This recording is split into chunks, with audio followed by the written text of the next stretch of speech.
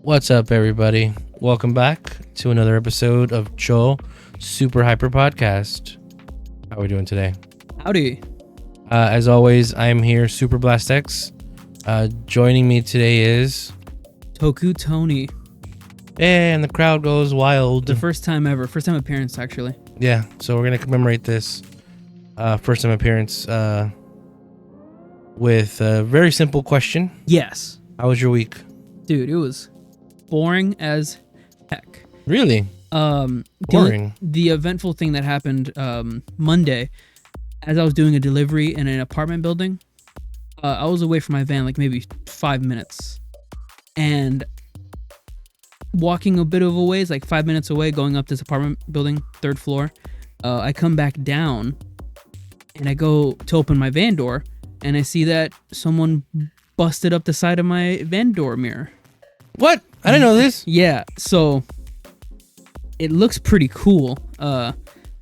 With the van, the transit vans, it has a little slot to where you can put like a blinker mirror or a blinker light sort of thing. Whoever hit me only hit that specific piece. When was this? This was, I got pictures of it right here. This was Tuesday. Yeah, I was right. Tuesday. Wow. Yeah, so whoever was coming out of the spot next to mine, maybe I parked weird and someone but regardless, someone hit my van mirror, my side mirror. And I didn't hear about this at all. It only took off a little bit of a portion, which granted is a portion that's supposed to come off, but it came off in a way that it's clearly broken. Like the only way you can take this piece off is by opening the inside of the door and taking it off. So there's not really much I could do about that. In the moment, someone just totally just ran up on my van. Pretty nice. Yeah, I didn't know that happened. That sucks. I'm sorry. Oh yeah, I mean it's not too big of a deal, but it was crazy because there's people around. Like, you know, the apartment complex I was going to was in the medical center, and there's like a lot of people around and like just people hanging out or like in their balconies and stuff like that. And I was looking around and I had like my hands up. I was like, what happened? Like, what's going on here? I was like asking the people that were like around. Nobody wanted to talk to me, of course, because, you know, they all saw it and they didn't want to snitch or whatever, which, you know, I'm fine with, because it's like a $20 to like $40 fix. Yeah. But still, that sucks. Thankfully, none of the glass was broken. None of the mirror is actually broken. I can still move the mirror with the stuff on the inside. Yeah. But other than that, it's just... Is it fixed yet? It looks gross. No, it's not fixed What'd yet. your company say? My boss didn't worry about it. He said it was just cosmetic. Okay. Yeah. Which, I mean, sort of. But at the same time, I don't want to be driving around with like a broken piece of side mirror. Yeah. So that's what happened on Tuesday. I still haven't gone to see Spider-Verse. Oh, yeah? I still got to go do that. I need to go do that. That's something you just do. Yeah. Go out and do it. Well, that's what I did. Yeah. I do things by myself all the time. When was that, on Sunday? That was on Sunday. Yeah. Sweet. Since we're doing the podcast now, I haven't been keeping up with the stuff I do like day to day, which is something I've been trying to do. Which is weird because that's why you should. Why? Well, keep up with. Yeah. Because usually to remember stuff, I take pictures of it. But when I'm in the moment, I have this thing of like, I don't want to use my phone in the moment. I want to like live in the moment.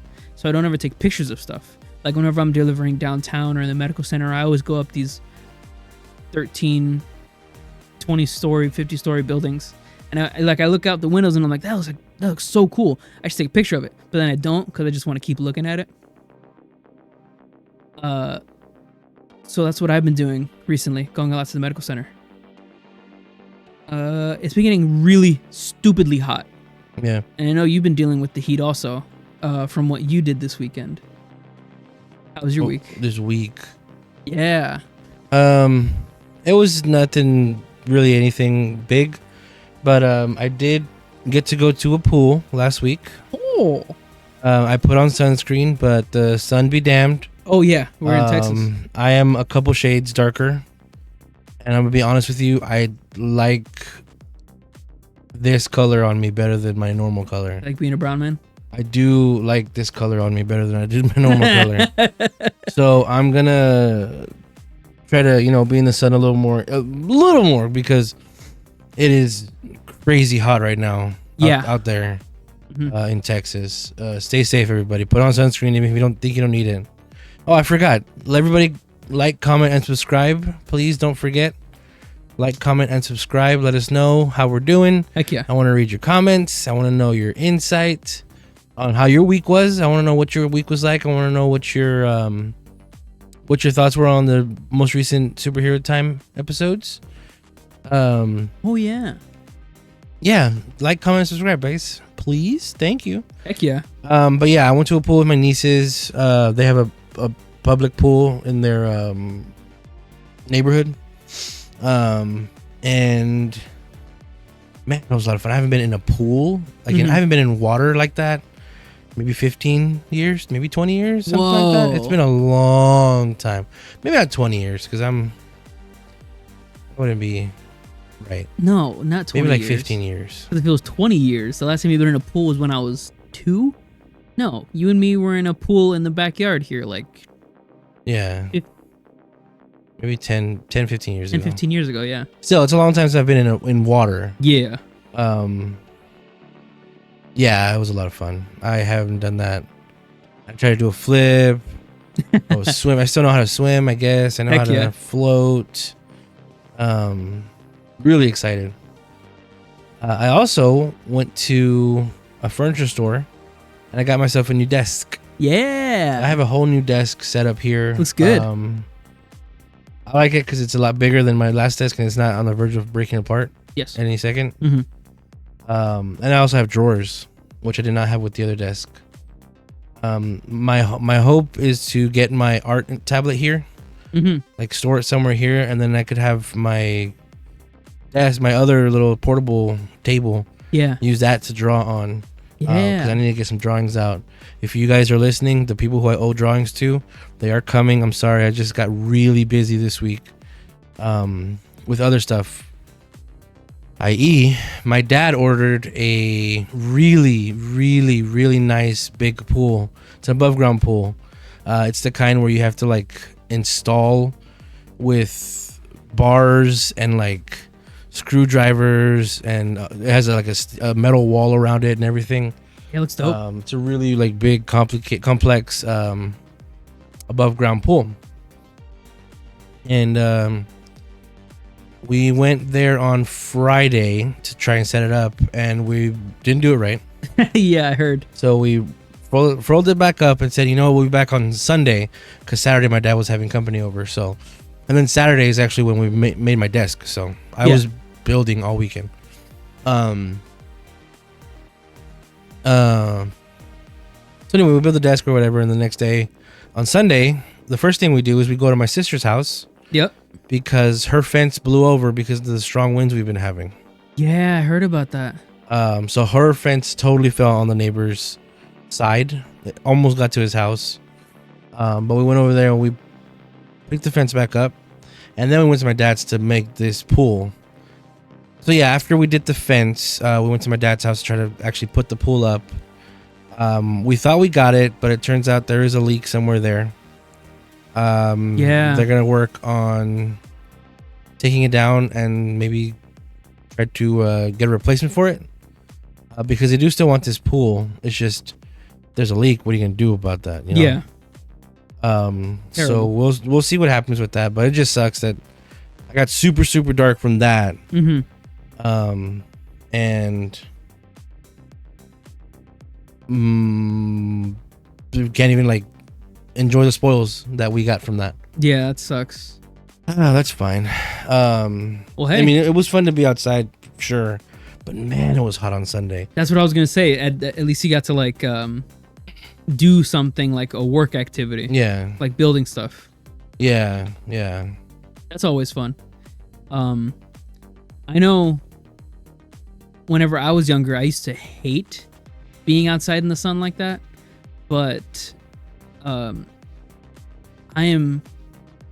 don't envy the kids now because it is definitely hotter now than what it was back then. Yeah.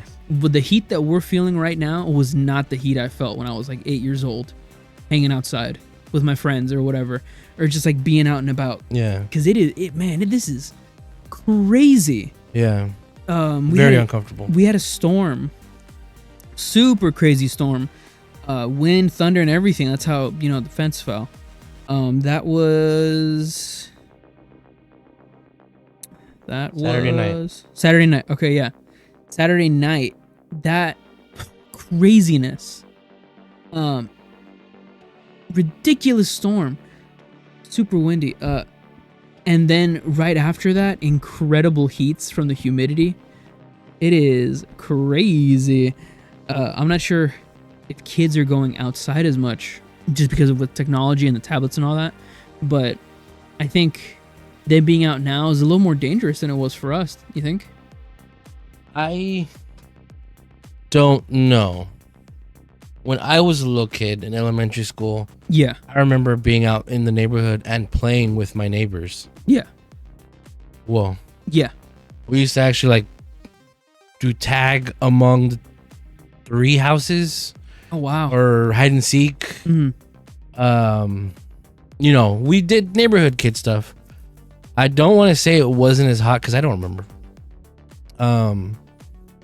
But I do think like growing up like that is very beneficial for a kid. Oh yeah, definitely. And I think kids should be outside, but yeah, this heat is very preventative of that. Sucks. I only bring it up so much because I'm out in the heat a lot now. Yeah. When I'm driving around, and today I was in Richmond area. All day I was in Richmond, the southwest side of Houston. And man, it was so humid. I was sweating. I mean, you saw me when I got home. I was soaked. Yeah. My shirt was so like, I was just wet. It was so gross. Yeah. And I just can't imagine what I was thinking throughout the day as I was like sweating craziness. I couldn't imagine like what the kids nowadays, if they're outside, what they're doing. I don't recall, just because it's so hot. I'm always thinking like, man, these kids are out here dying. Yeah. They ain't got no water hose to be drinking out of. But I don't ever see a weird thought. Well, water hose drinking. Mm-hmm. That's what I used to do when I was a kid. I used to drink straight out the water hose. I used to drink from our water hose right here, and it also used to go across the street to Wayne's house, drink from out of his water hose. Remember that? No. No. That's whenever I was a kid. We used to all hang out because you remember the friends I had across the street. Yeah. Yeah. I used to hang out with them. Yeah. This is gonna be a hot summer, and here in Southeast Texas, we tend to get a lot of hurricanes. Yeah, we do. Stupid amount. Because of this heat. Because we get this heat and then we get the cold pressure, and that mixes up and that creates these storms. Mm-hmm. I don't want any hurricanes. Obviously, nobody does. But a little rain. A little rain to cool down this heat would be nice. That would be awesome. Yeah. Man, I would love some storm rain right now. We were recording this pretty late at night, so I don't think it's that cold outside. That hot outside. I hope it's not. Jeez. Now after we finish this, I'm gonna go outside and I'm gonna see how hot it is. Yeah. It's just Texas is just the humidity, man. Texas kills us. I feel it. I feel it in Richmond. I hope it's not hot outside. It shouldn't be. Right now? Yeah. Yeah. We've been going in like the hot 80s. Today. No, it's been hundreds, man. My van told me today that it was 101 degrees. I didn't believe it. I checked my phone. It said it was only 95. You got some stuff from Mandarake? Yes, I have some stuff from Mandarake. Some stuff I got you too. Invincible Gene we got the other day. Pretty cool. So dope. Now you have all of the soda that you needed, or soda that you wanted. Pretty cool. No. Yeah. What are you missing? There's a weapon set that's gonna go with the evil and live repaints. Oh, that's right. That you only get in that PB set. I'm okay. Like that's how you get her scythe that she used in the show, and the guns that she used, and Aguilera's rings. Oh, the kiwi rings? Yeah. Oh, wow. Shoot, I'll probably get that just for Live and Evil. Those horrid pink recolors? Yeah. That ship has sailed for sure. It's probably on Mandarake then. I haven't seen anybody do any reviews for him at all. Dang. Like Palm Canyon Toy TV. Actually, I want to know what's going on with him because I got my Ninja Man mini pla, or him or her, whoever runs that channel. And usually they'll get a mini pla before I do because I think they're in Japan, Right. and they'll make it on the channel, and I like to watch it before I get mine and make it. I haven't seen it for Ninja Man yet. Of course, me saying this is gonna appear. It's gonna pop up tonight, actually. Pop up. But yeah, I did get Ninja Man, and I gotta make that soon.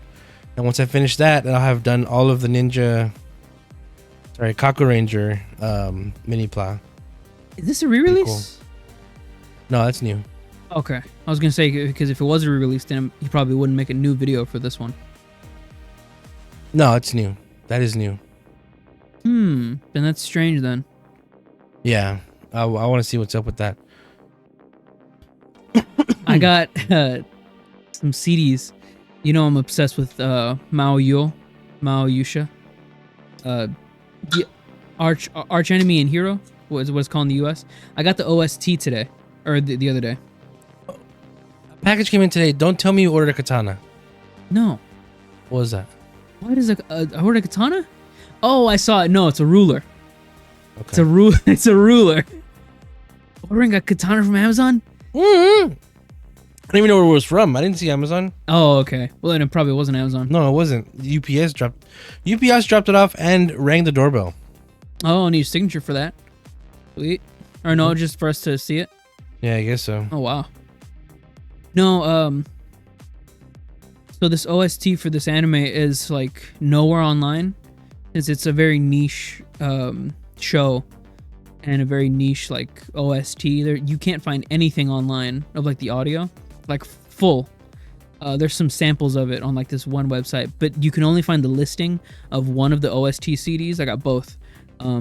There were only one available left from Amazon Japan warehouse, which I got it sent over here from Amazon Japan. And I'm loving it. God, it's such a good OST. Great music. I can't find the composer anywhere because it's like a Japanese local composer, and I can't Google that on my English Google. So it's been hard finding information about this show and like stuff about it. But I'm still on the hunt for more stuff. We're about to get up to time to cover the episodes, but I did have one more thing for you. Yes. You purchased a Blu-ray player. Yeah, I did. Which reignited your want to watch Blu-rays.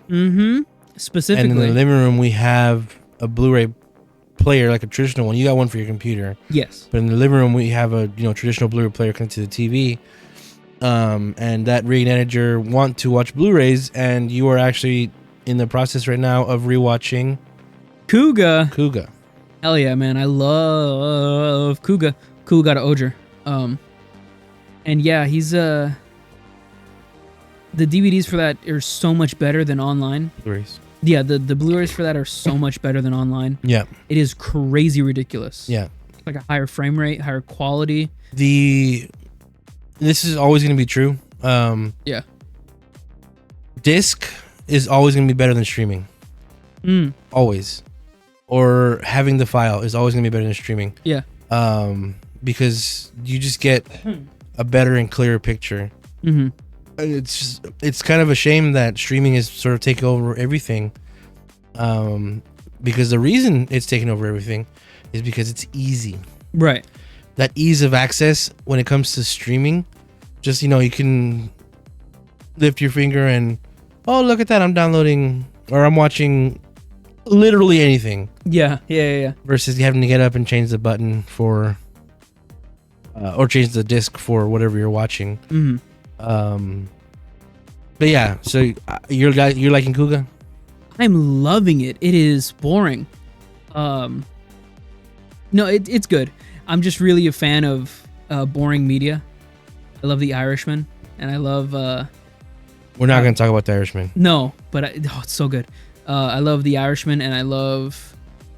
What was that other boring movie I brought up the other day, or that other boring thing I brought up the other day? I love slow burn stuff. Shin Godzilla. That's so good. Such a good movie. So slow burns. It's so good. I love movies like that. And I love Kuga for that reason, because it's so from its era. And it feels like it was, since the whole show is like an homage to Shotaro Ishinomori. Did I say that right? I'm not sure. Shotaro Ishinomori. Shotaro Ishinomori. Since it's an homage to him, it feels like they're trying to direct it more of like a Showa age show. It feels good. Like the show, like the pacing feels great. It just it feels like it's from that era, which is a little bit of a slower burn, a little bit more boring to what I'm used to what like what's coming out nowadays. But that's why I like it. It feels authentic. I think you should do something with this. Okay. So either, I don't know, makeup review. Oh, I can do that. Yeah. Or have a video talking about it. Yeah. Anything, just so that you're not just, I mean, we're humans, we could just enjoy something if we want to, but A, you've seen this before. Yeah, I've seen it twice. And B, might as well do something with it. Yeah. So maybe you could do like weekly recaps, not weekly, monthly recaps. Or maybe weekly, because you're watching more than one each sitting. So yeah, what I'm trying to do, which hasn't worked out yet, but what I'm trying to do, because I fell asleep the first time, is watch. Oh, I'm not gonna mention that.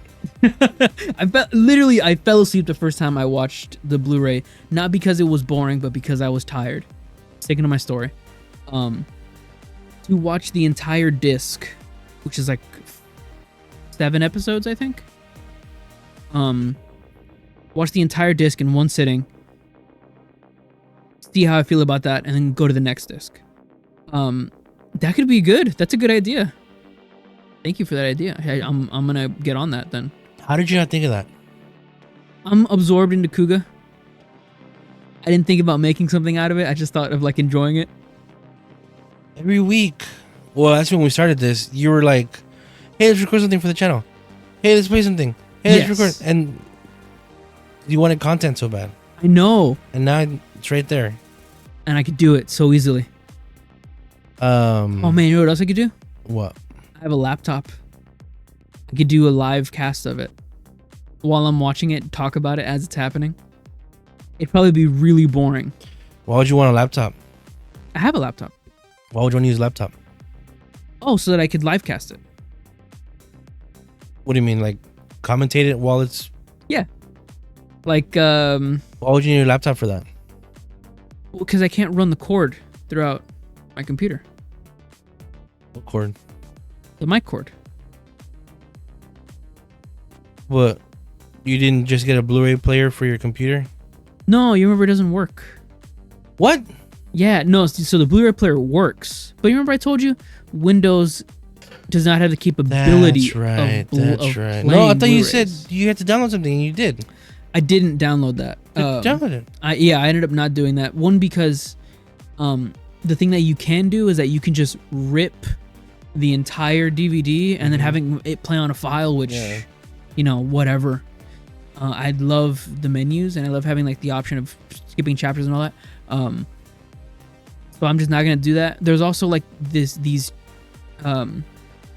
sketchy sort of download Blu-ray players, quote unquote, that you can download from like these Chinese websites that allow you to have it force play like a Blu-ray player menu and all that. They're always kind of janky. There's a lot of videos about it, and I kind of went down the rabbit hole of that. But for now, I'm just gonna be in the living room watching that on a nice Blu-ray player. Okay, cool. Yeah, so I might just have my laptop set up right there, have Audacity or whatever. Oh, look at that! You put an idea in my head. Oh. Cool. Well, good luck. Yeah.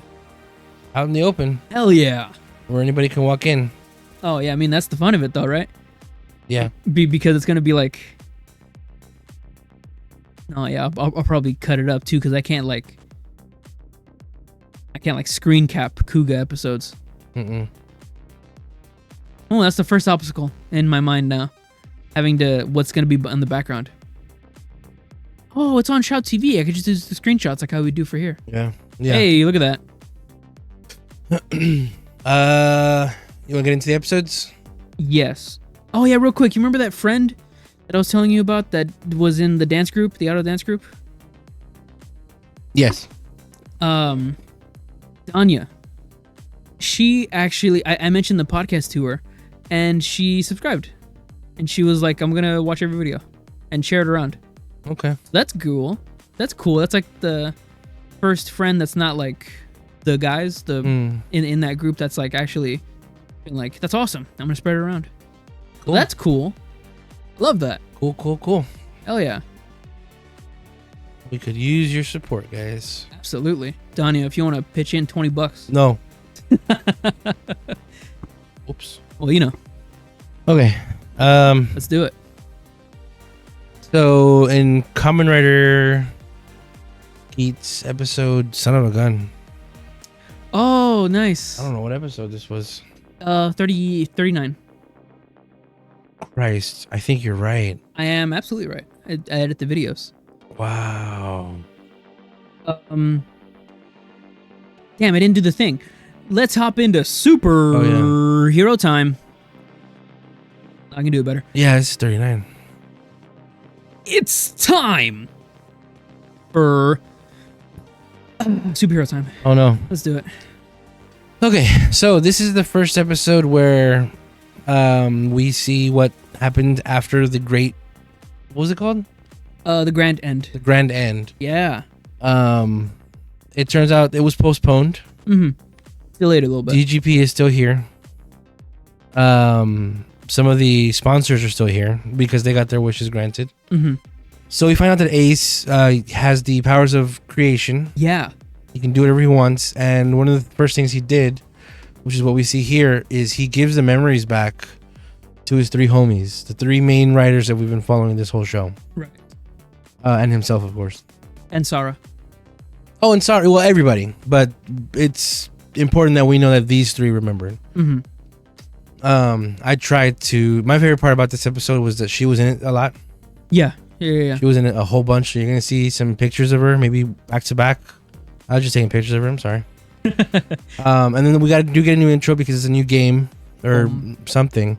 Bastic side eye. It's very anime. Yeah. This reminds me of a Naruto opening. I forget which one, but it's exactly like this, where the characters are turning, or you see them behind and they're turning to face the camera with the side eye, like a sad side eye. Buffa has his original helmet again. It's very anime. We'll see what comes from that. Nago.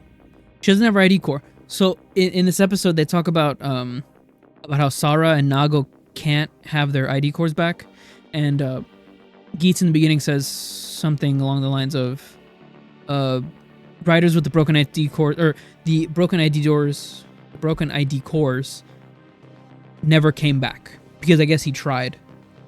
But they're not in the game right now so far. Although you can see it there. Right. Hers. It's still the intro. You can see her ID core right there. They're all like dressed differently. That's the first time I've seen Buffa without that emo outfit. Kawa is the only one that does not have his belt raised up. Yeah. I don't know. Maybe I'm looking too much into this, but there is something here, I think. Especially because we know the preview for the next episode. Right. So basically, everybody, well, the girls and the boys are linking up with each other, finding out, or coming to the conclusion about Ace and what's going on with him. Yeah. So yeah, we do note that technically, Tanuki and Buffa were not defeated, so their ID cores are still there. So Ace is not going to be choosing who's a rider. Yeah. He's letting them make the decision.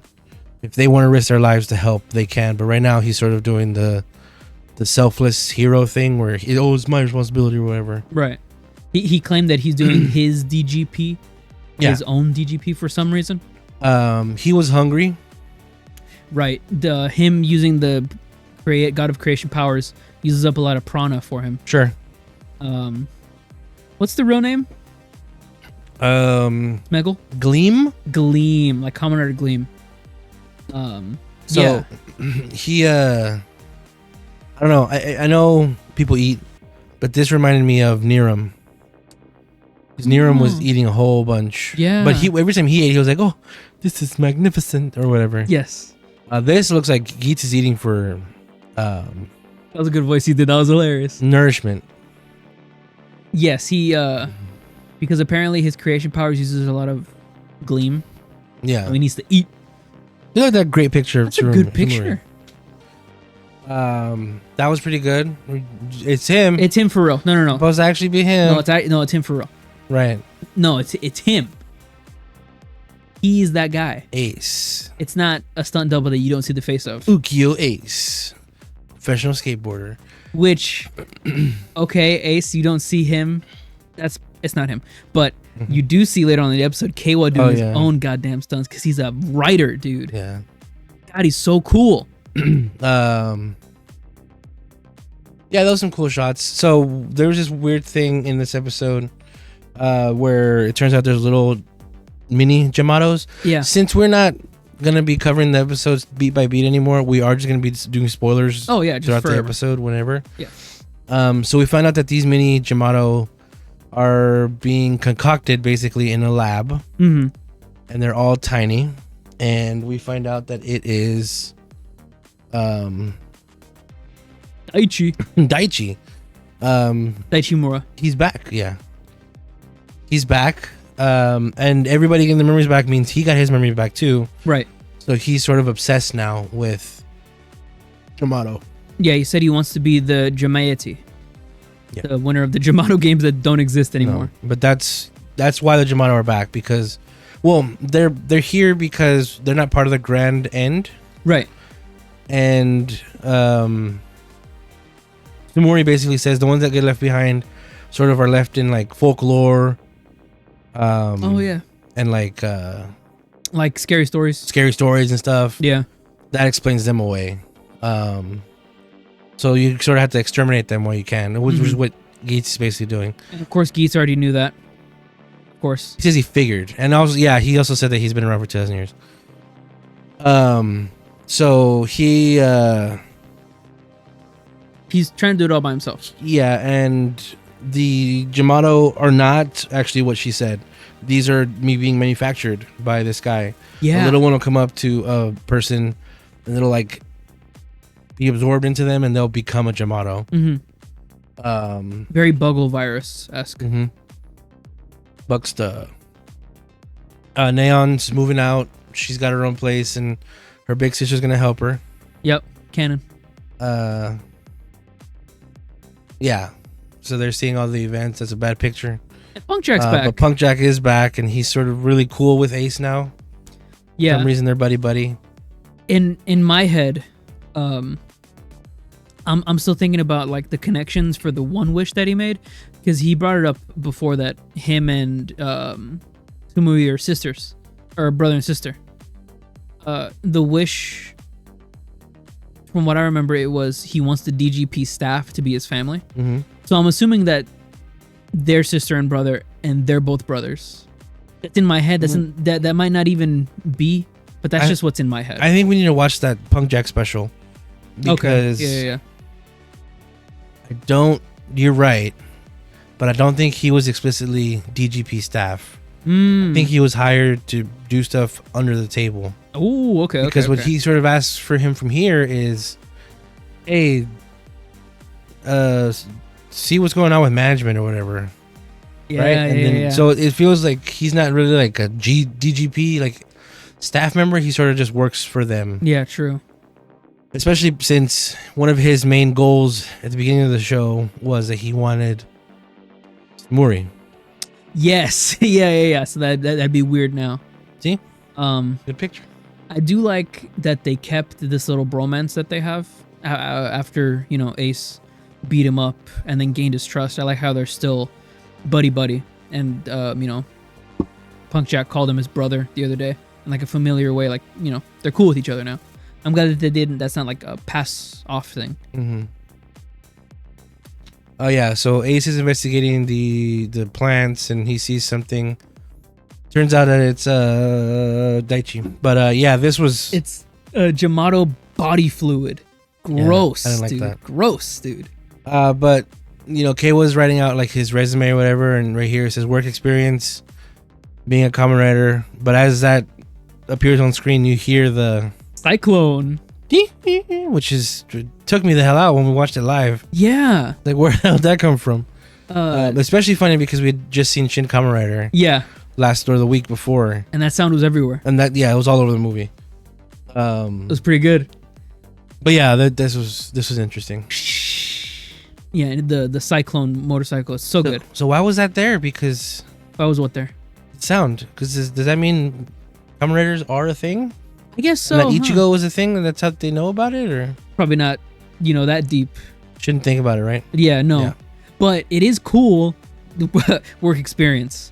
At first, I thought it was Geats' noise, because Geats' noise is a fox, the kitsune, and it does sound similar to the Cyclone. But no, in the chat that we were watching, everyone was freaking out too. Also, yeah, that was good. Time Fire. He is upset that the public is finding out about Jamato. I'm Fire. And then his bosses blackmail the hell out of him. Oh yeah, because they storm his house. And basically arrest him, and she sees that, and straight up, her and Keiwa jump to be heroes no matter what. Which is cool. Yeah, I love that. Which tells you that they are going to be Kamen Riders again. Kekara comes back. Oh, that's a good picture. I like that. He tells him, "What? You don't recognize my voice? No, man, you sound so different. Like, you don't have a filter on you." So this gave it to him. The funny part about that was whenever he said, "You don't recognize my voice," and he does like a voice. Yeah. He does like a voice personality thing, and then it cuts from him saying that Sakurai Keiwa in like a voice personality thing that he's doing to him in the statue, Sakurai Keiwa. Totally different tone. It sounds different, yeah. Totally different tone and like cadence. Yeah. But that gives it away. So his wish was granted that he doesn't leave until he gets his big laugh. And yeah, this is Keiwa. It's a good picture. Actor doing his actual jumping kick, which is pretty sick. Baroba, same thing. She got her wish, and they don't like each other. Or I guess her wish is to see his great despair. It's a love-hate relationship. And Michinaga's like, shut up. Yeah, Michinaga tells Baroba to get bent. I thought that was funny. Going back to Kekara, I love that he is still there only because he wants Keiwa to be the Kamen Rider. It's so cool. Yeah. I love that so much. And I want that too. Kekara is just like me for real. But to him, what is a real Kamen Rider? Despair. Somebody who suffers. Someone who suffers and is a hero despite of that. Which isn't far. No, it's not. It's like Shin Kamen Rider. Like he is a sad man. He is a sad, lonely man. Yeah, it's messed up. But through all of that, he's still a hero. And it's just so cool. That's why I love Kamen Riders. If I feel I relate a lot to Kekara in that I want Keiwa to be the Kamen Rider too. And to be a Kamen Rider, you must, you must suffer and you must have despair. Which, sucks, but That's what it's got to be. Yeah, I don't think it needs to be a despair thing, but I get it. Like, that's, you know, heroes' journeys and lives. I did not know this was Daichi when we first saw it. I thought it was the new game master because we saw a picture of him before. Glasses does a lot to change this man's face. So much. Godly. But yeah, so Daichi's gonna do what Archimedo did. Mm-hmm. There you go. That's gonna happen. These guys are already infected and they're crowding Geats and her, and we see this guy, and I'm just gonna say it here. He was wearing that mask. Yeah. That most game masters wear, and then he takes it off. Stop doing this mask reveal thing. Oh, right. Like we know who the hell it is. Right. No. Stop doing that. Like, that only makes sense if he takes the mask off and, oh, it's Niram. What? He's back. Yeah. Takes the mask off and, oh, it's the original Ace. Game Master. Not even, who the hell? No. Oh, the first one. Yeah, the first one in the show. The first one. If it's somebody we know already, then yeah. Yeah. Keep me in suspense. But you take the mask off and, oh, it's another person. There wasn't even like that much suspense because they did like a voice modulator thing, and it didn't sound like any of the Game Masters. It was funny because he has this super serious angry face on him. Maybe the idea is that we were supposed to think it was a past, but no, hell, that thought was so far from my mind. Yeah. That it was a previous Game Master. Because if it was a previous Game Master, guess what? He would not be wearing a mask. No, he would just be in because he would just be there. But just this every time he has angry man in face. Both Kamen Rider and Super Sentai. When they do these mask reveals, like they're a big deal, and then it's like, here's a new person you never seen before. A guy we don't know. I mean, they did it with Jeremy, right? But no, they didn't because Jeremy, he's in the mask the whole time until the very end of the episode. Mm-hmm. What did you think of this episode? Man, them setting up the new DGP is so good. I like that both of the Mischief sponsors are back.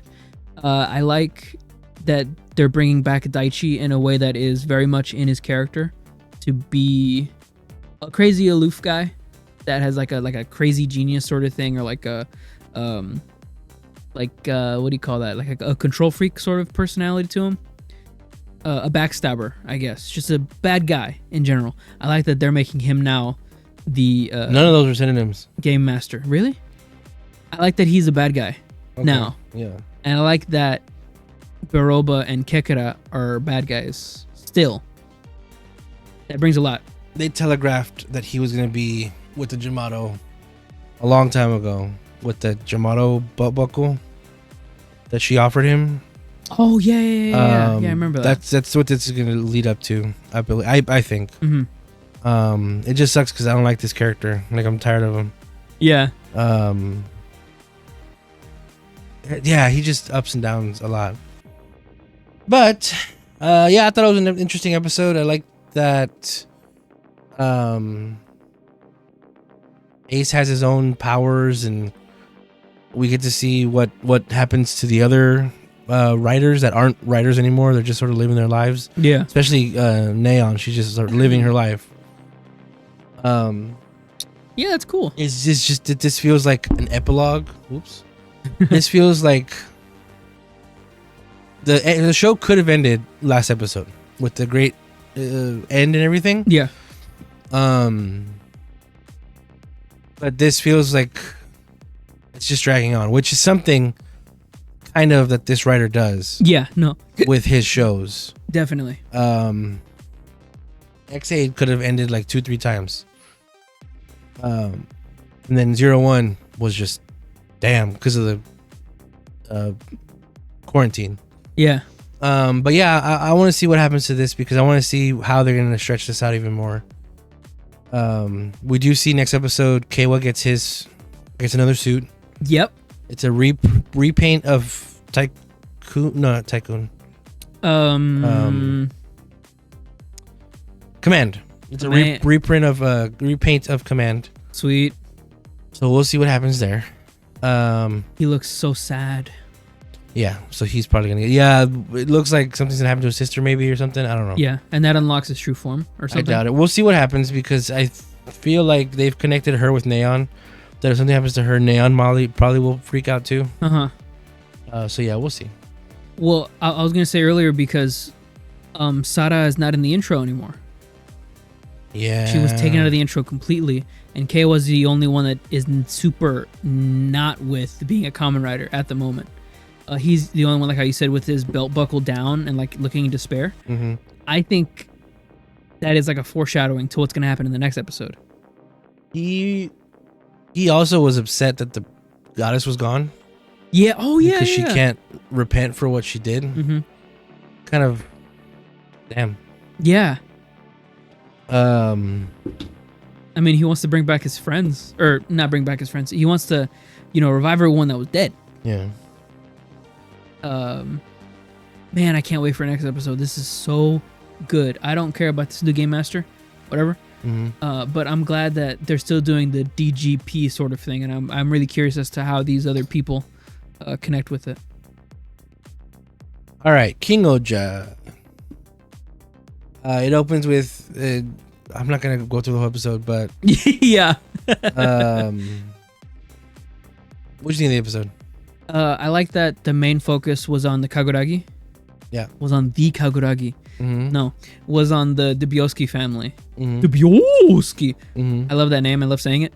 I love that this inner conflict with Kaguragi is not totally resolved. And that it's not an inner conflict.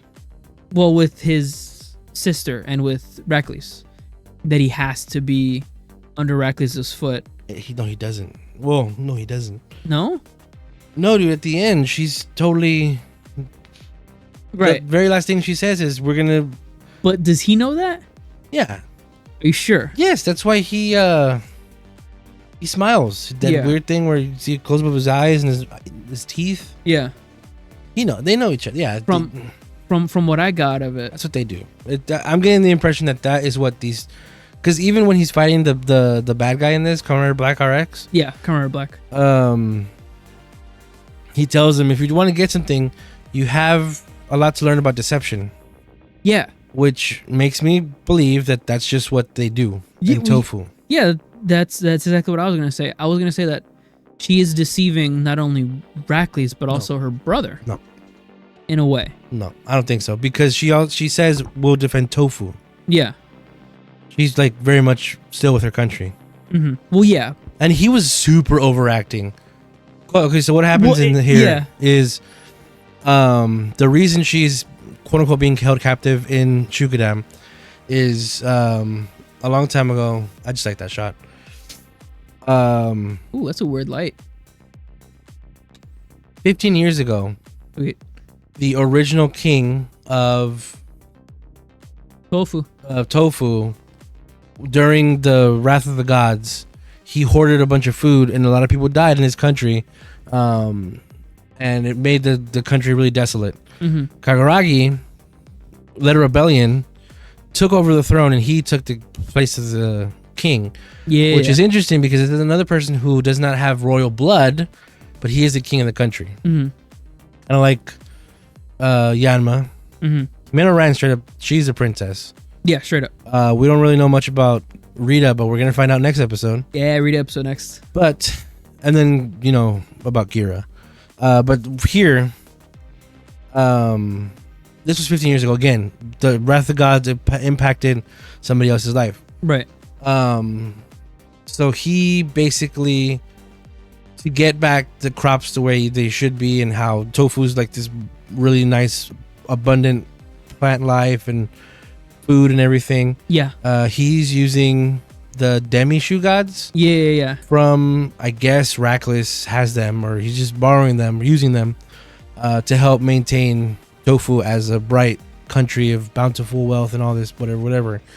But the exchange for that was Rackless got his sister to potentially be a fiance of Rackless. Right. So we're led to believe she's there against her will.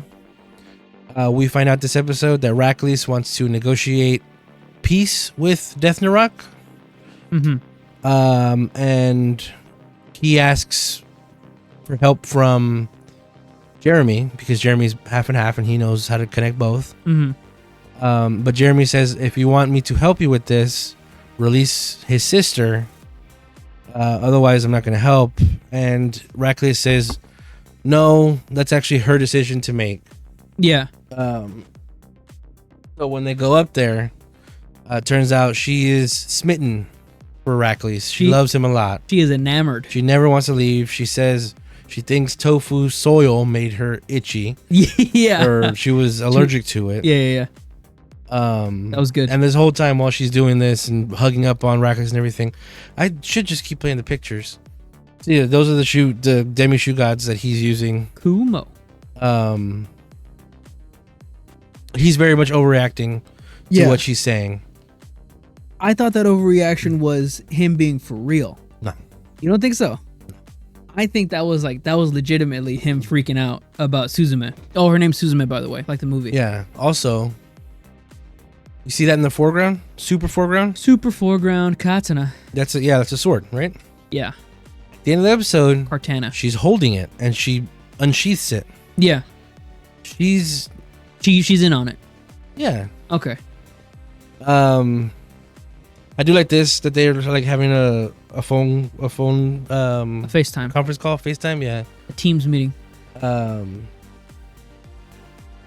They're basically talking about, and this was great too, where Jeremy comes up to tell them, hey guys, you guys are all gossiping. Yeah. That was good. Well, if you're wondering about, they're gossiping because they don't know, they haven't seen Rackless do anything in a while, and Kaguragi's sort of not really doing a thing. Mm-hmm. And Ran is like, well, if anybody were to help out Rackless, I could see it being Kaguragi. What are you looking at? Oh, I was just remembering that. Oh, there it is. Oh, you're looking at my you have the big lion. I was looking for the little lion. mini plot? The little lion's over there. Sorry. Yeah, Ran is like, I bet they're scheming something together or whatever. Yeah. And that's when Jeremy comes in and says, oh, you guys are gossiping? Kaguragi's probably upset because of his sister. And everybody's like, he has a sister? Yeah. And then he tells them what happened. And then they react to it. They're all shocked. Because of the stipulations of the deal. There she is. That's her window. Yeah. And then he goes, yeah, okay, whatever. Y'all can go back to gossiping. I'm out. And that's when Jeremy just leaves. I like that he's learning not to be a storyteller. He's not learning. He's not learning. That was my favorite part about that interaction. Yeah. He was dragging out what it was. And every time he said something, like Yanma would go, dude, just give me a shorthand version. Yeah. And then he kept going, well, actually in this, and Ran interrupts him. Gira, can you go check out what's going on with Kaguragi? Yeah. And that's when he gets like, hears, he's like, yeah, she has his sister. And then like, oh, yeah, that was pretty funny. Yeah, that was great. Because that's Jeremy's thing, is she's long-winded. He just goes on and on about. He likes being dramatic. Yeah. Gira decides he wants to go rescue her. In his own way. He's saying, I'm gonna go kidnap her or whatever. And that's when Rand's like, in good term, what are you talking about? And he speaks Gira. Yeah. So he says, oh, he's talking about going to help rescue her. I like Gira's reasoning for that. He says, I'm gonna go rescue Suzume so that I can have leverage over Kaguragi, and so that I can make a fool out of Rackless. Yeah. That's very but that's not really it. He just said that because, again, he's supposed to do like the Demon King. But I love that he's still like very storytelling kiddish like that. Here's Kamen Rider Black RX. Oh yeah, he's got 4 arms. Did you look up what that was supposed to be? What bug? No. I think it's a Black Locust. Probably because he has the hands, and that's what I think Black RX is supposed to be. A locust, just like in the movie Shin Kamen Rider, the Black Locusts were the bad riders. Oh, they fought in the tunnel. Yeah. So they all get there, and she has a plan. This is a good picture of Rita. That's a good picture of Ran. No, it's not. Look at that. That's just great. That's a really good picture. That's a really good picture. Salty. I'm gonna make that my profile picture. That looks awesome. Yeah, he has this weird costume. to be a taxi and sneak in. Because remember, he's supposed to be dead. Right. So he can sneak in without people noticing. Just pretend, but yeah, there's more Shugadam, or sorry, demigods or whatever, demishugods. And he has this really super sad moment with the kids that they see and I got from that the past. Oh, you did? Yeah. Oh, so sad. Because the older girl, has now stepped up to be the Gira type. Yeah, so she's playing with them in the middle of the city for some reason, instead of that dirt courtyard in the edge of the void. But she's pretending to be the evil queen, just like Gira used to be. Yeah. And they're bummed out because she's not really doing it right. And he says, "You're supposed to be more like Gira," and she's like, "You're not supposed to say that." Yeah. She bounces. She under her breath says Gira. So yeah, they all miss her. Or sorry, they all miss him. It's really touching and sad because, like I said before, I like that they're keeping the continuity of, he's supposed to be dead. Nobody's supposed to know right what's going on. right. So we'll see what happens out of that. This stupid idiot shows up and he wants to use Gira as a cab to get to where he needs to go. Or whatever. Remember when we thought that he was the big bad? I might still think that. You think so? Mm-hmm. God, it's just he might just be a hater. I definitely see that less now, but yeah, it could. I like in the episode that we can see the void a lot, which I haven't noticed before, which is so cool. Just looking at it, like the limitations of it, and like how much that I haven't seen of it before, and that now that I notice it, how much of it is actually in the show. Yeah, this is a cool shot. It's just a tilted shot of Rackless in his throne and his sword. Everything here is the story I was saying about the exchange and everything. And he says that's something for her to decide. Right. So then, Gira shows up and he finds her, freaks her out, and he hides under the bed while they're talking. I think it's Gira has his phone on open comms so that everybody else can be listening to it. Yeah, everyone's listening in. They hear the thing about him about Rackless wanting to get a peace talk with Death Narok. And then the other kings show up at Shugadam demanding an audience with Rackless and to tell him, like, hey, this is the kind of shit that we all need to talk about, not just you. In this scene right here, Rackless, now that we know that Suzume is enamored with Rackless does a new proposal aside from the one that Kaguragu was saying. He said, instead, since your sister doesn't want to go back to you, instead I propose this. I go do the peace treaty with Death Narok, and you contribute by being a vassal state for me with Death Narok. Yeah. That's his proposal, like sort of flipping on it. And Kaguragi obviously agrees because he has his own intentions in mind. But yeah, Rackless wants to use Tofu as a vassal state. Everybody's reacting really weirdly to Suzume actually supposedly liking Rackless. Right. And he even turns gray and dead. So good. But yeah, this is where they want to talk to Rackless because it's not the kind of thing that... Because he wants to have a peace treaty for the humans and the Bugnarok. Right. But that's something the whole world should talk to them about, not just one country. That's when he proposes that thing to Kaguragi, closes his eyes, and he sees this vision. Yeah.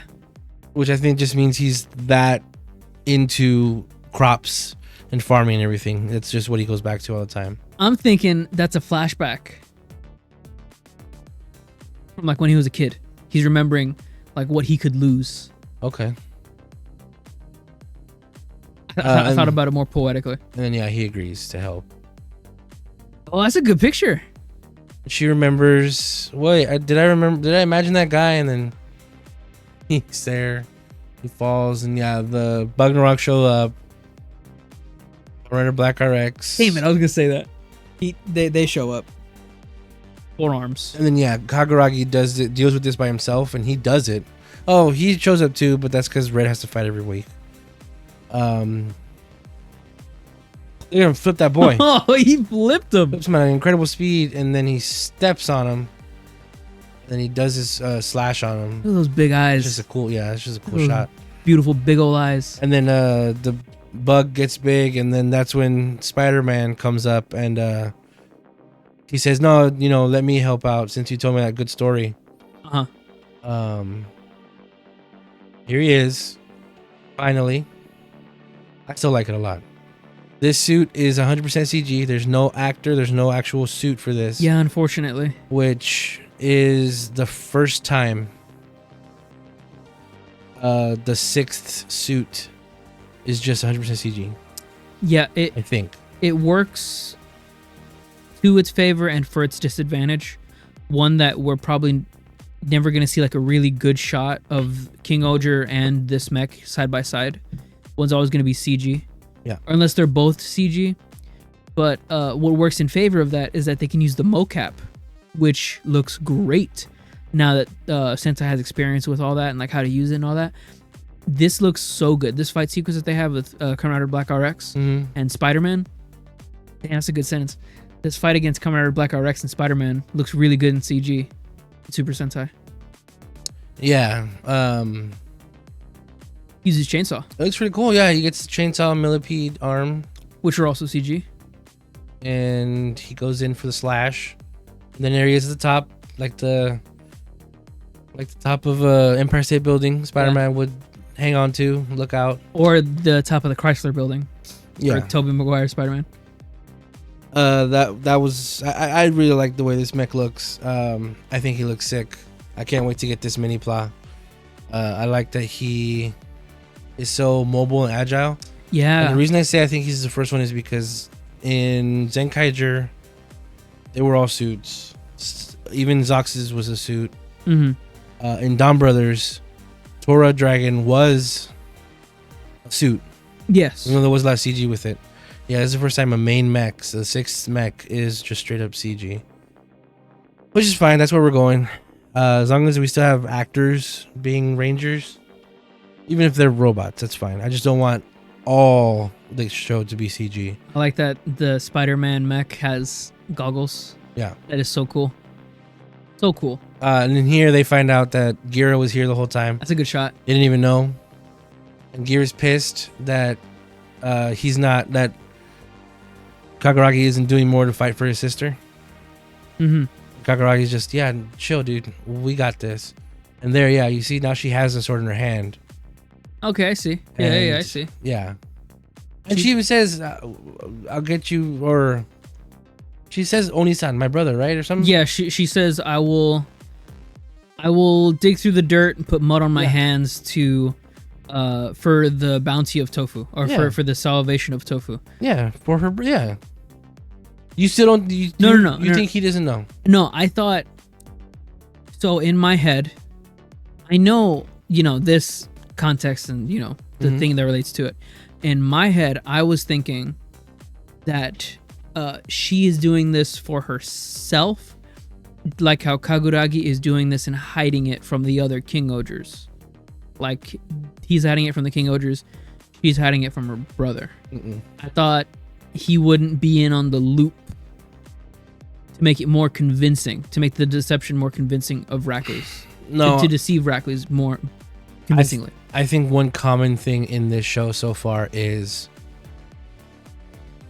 country loyalty. Yeah. Except for Rackley's.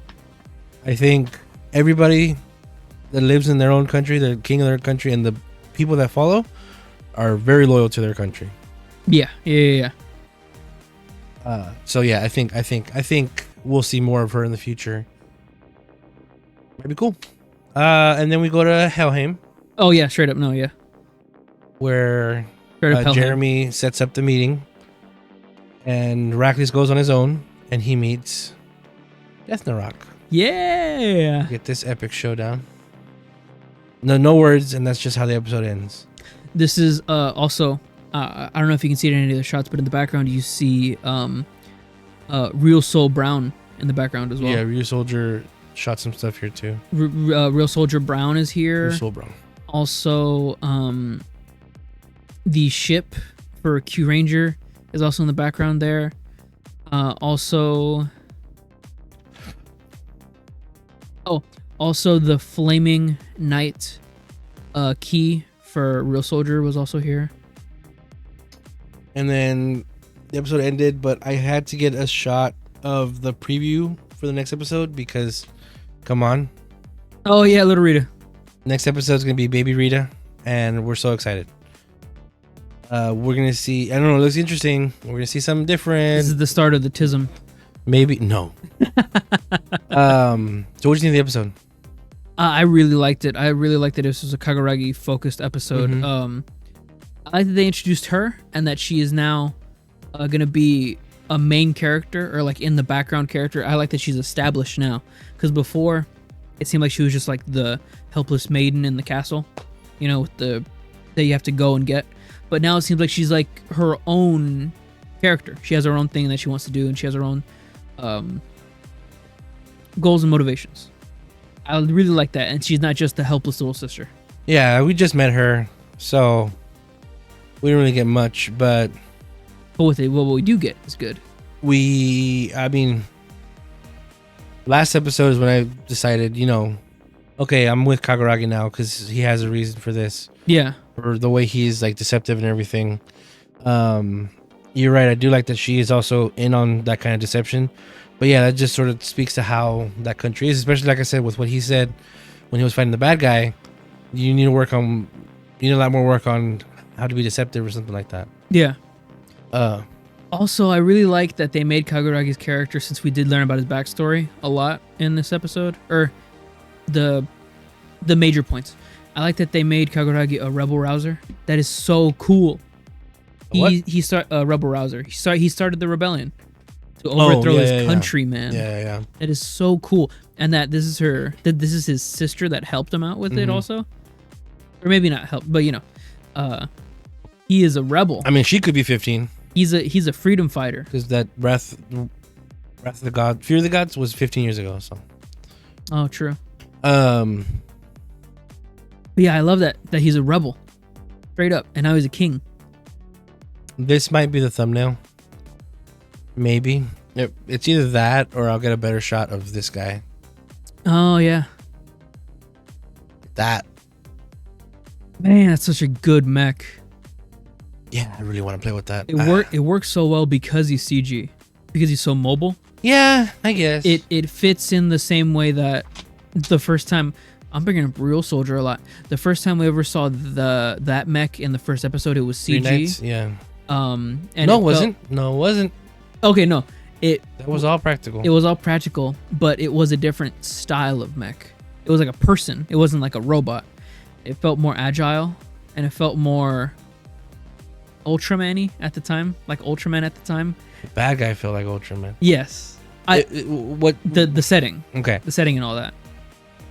I think what you're trying to say is, and you could correct me if I'm wrong, that first Real Soldier fight with the mech felt very agile.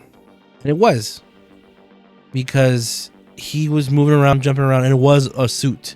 Yes. They had him running up a mountain, remember? Yeah. Yeah. That's the scene in my head that I'm thinking about. Yeah, so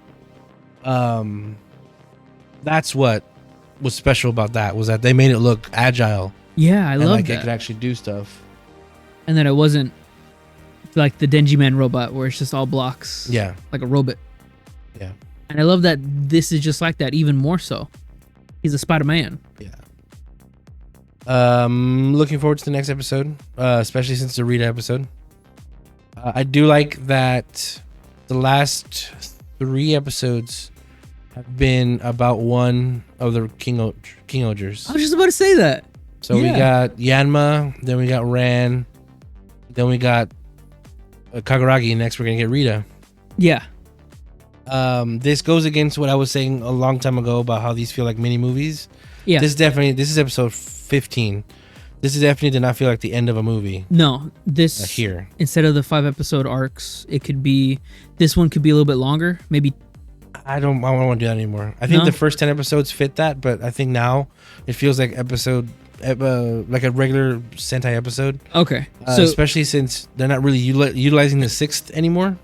Mm-hmm. I mean, he's kind of there to drive a little bit of the story, but none of the episodes recently have been about him at all. Also, I just realized last week's episode, I was complaining about how we haven't seen King-Ohger at all this week, or King-Ohger at all these past few episodes, except for the first episode whenever that happened. And still no. Yeah. I just realized why that was in my head as I was watching the episode. It's because Gira is dead. Yeah. They can't use it. Yeah, they can't use it because Gira is dead. That didn't click into my mind at the moment, and now I'm realizing, okay, that's a little stupid of me.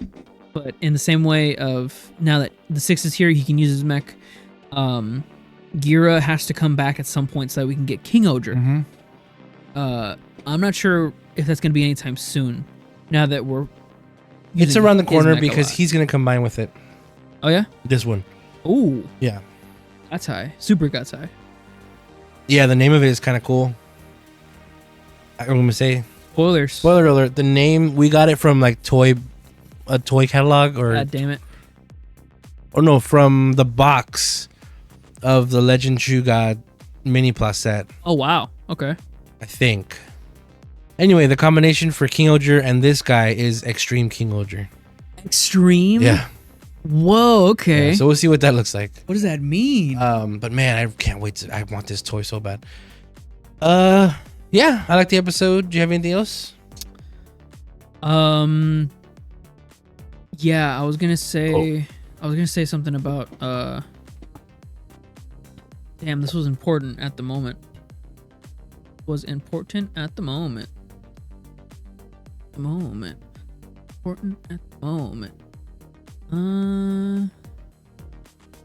Something about Gira. Oh, yeah, the overarching point. What do you think Rackley's is trying to get out of this peace treaty? Power. Power? That's all he wants.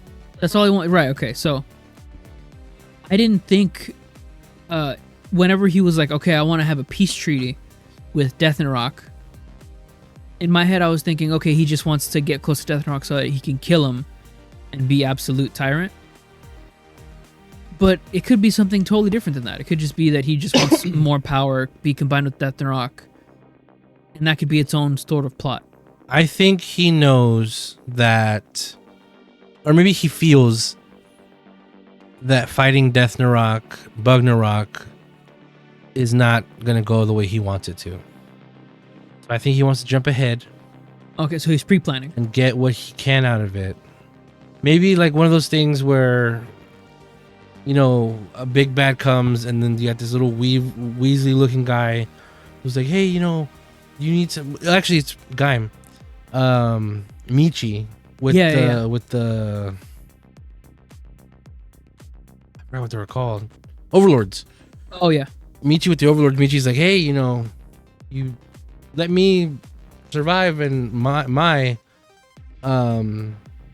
because you need somebody to talk to the people to help command or whatever. So I'll help you, and all you gotta do is let us live or whatever. I think that might be what Rackless might be going for. Maybe he's gonna come in here, transform into Silver or King-Ohger. Yeah, that's what I was try to whoop ass. Yeah. I don't know though. I don't know if he's a hero.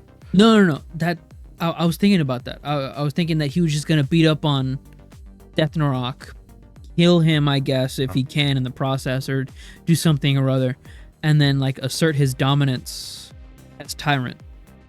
He's gonna beat the bad guy for his own gain, for his own like evil purposes, or something. Yeah. Or we'll see. Well, let me know what you guys think in the comments, or on Twitter, whatever. Let us know. Don't forget, like, comment, and subscribe. Like I said, it helps us out a lot. Yeah. Thank you to the person that was commenting on our last video, the Shin Kamen Rider video.